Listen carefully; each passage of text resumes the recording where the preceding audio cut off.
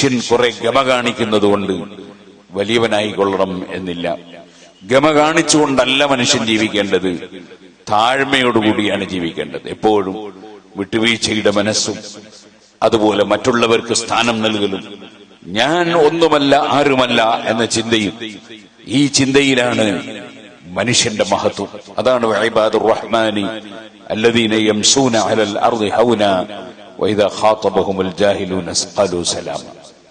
അവർക്ക് ഇങ്ങോട്ടാരെങ്കിലും വിമർശിക്കുമ്പോ അതിന് 10 മടങ്ങ് തിരിച്ചു പറയണം എന്ന ചിന്തയൊന്നും ഉണ്ടാവില്ല. അവർക്കെല്ലാം അറിയുന്നവനാണ് അല്ലാഹു തആല. എന്റെ ഭാഗം അല്ലാഹുവിന്റെ അടുക്കൽ ക്ലിയർ ആകണം, അതാണ് അവരുടെ ചിന്ത.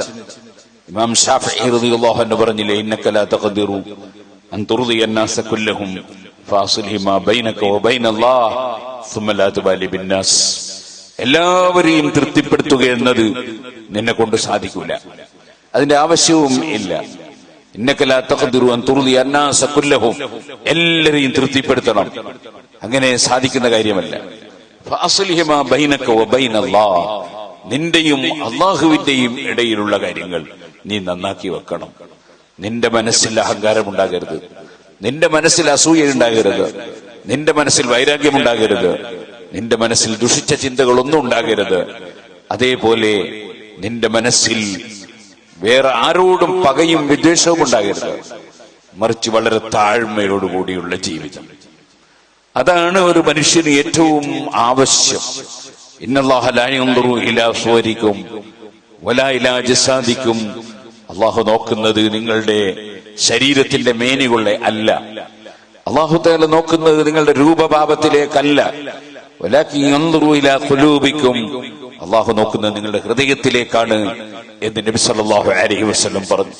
ഹൃദയത്തിൽ മറ്റുള്ളവരെല്ലാം എന്നെക്കാൾ വലിയവരാണ്, മറ്റുള്ളവരെല്ലാം എന്നെക്കാൾ നല്ലവരാണ്, അവരുടെ ദുആ കൊണ്ട് ഞാൻ രക്ഷപ്പെടണം, അവരുടെ പൊരുത്തം കൊണ്ട് എനിക്ക് രക്ഷപ്പെടാൻ കഴിയണം.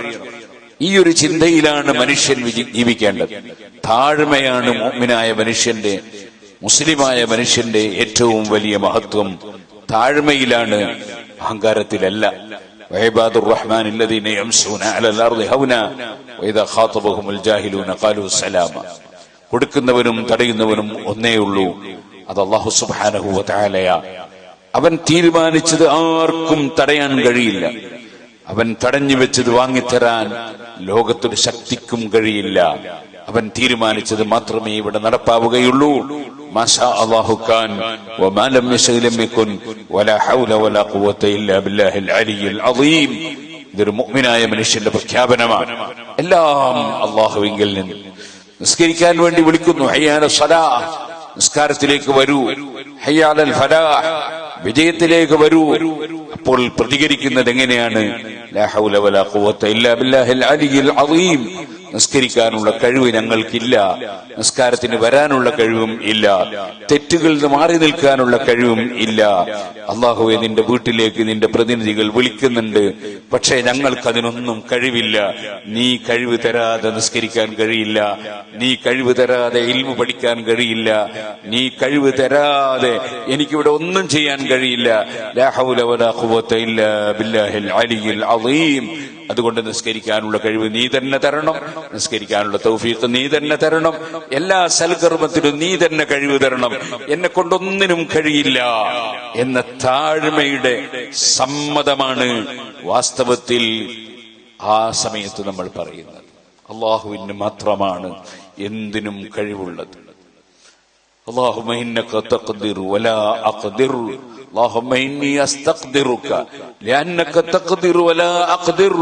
أشرف الخلق صلى الله عليه وسلم ദുആയിൽ കാണാം, അല്ലാഹുവേ നിന്നോട് കഴിവ് തേടുന്നു, കാരണം നീ കഴിവുള്ളവനാണ്, എനിക്കൊന്നിനും കഴിയില്ല. എല്ലാറ്റിനും കഴിവുള്ളവൻ അല്ലാഹുവാണ്. ആ അല്ലാഹു അത്തരത്തിൽ വിനയാന്വിതരായി ജീവിക്കുന്നവർക്ക് ഒരുപാട് കഴിവുകൾ കൊടുക്കുന്നുണ്ട്, അതവന്റെ അധികാരമാണ്. അതുകൊണ്ട് തന്നെ നമ്മൾ കാണാത്തത് കാണാനുള്ള കഴിവ് ചിലപ്പോൾ അവർക്ക് ലഭിച്ചു എന്ന് വരും, നമ്മൾ കേൾക്കാത്തത് കേൾക്കാനുള്ള കഴിവ് അല്ലാഹു അവർക്ക് കൊടുത്തു എന്ന് വരും, നമ്മളെ കൈകൊണ്ട് ചെയ്യാൻ പറ്റാത്ത പലതും അവരുടെ കൈകൊണ്ട് അല്ലാഹു സാധിപ്പിച്ചു എന്ന് വരും, നമ്മളെ കൊണ്ട് നടന്നു പോകാൻ കഴിയാത്ത പല സ്ഥലങ്ങളിലും വളരെ പെട്ടെന്ന് അവരെ എത്തിച്ചു എന്ന് വരും. അതൊക്കെ ഹദീസിൽ നബി സല്ലല്ലാഹു അലൈഹി വസല്ലം തങ്ങൾ പഠിപ്പിച്ചിട്ടുണ്ട്. അങ്ങനെ വിനയാന്വിതരായി ജീവിക്കുക.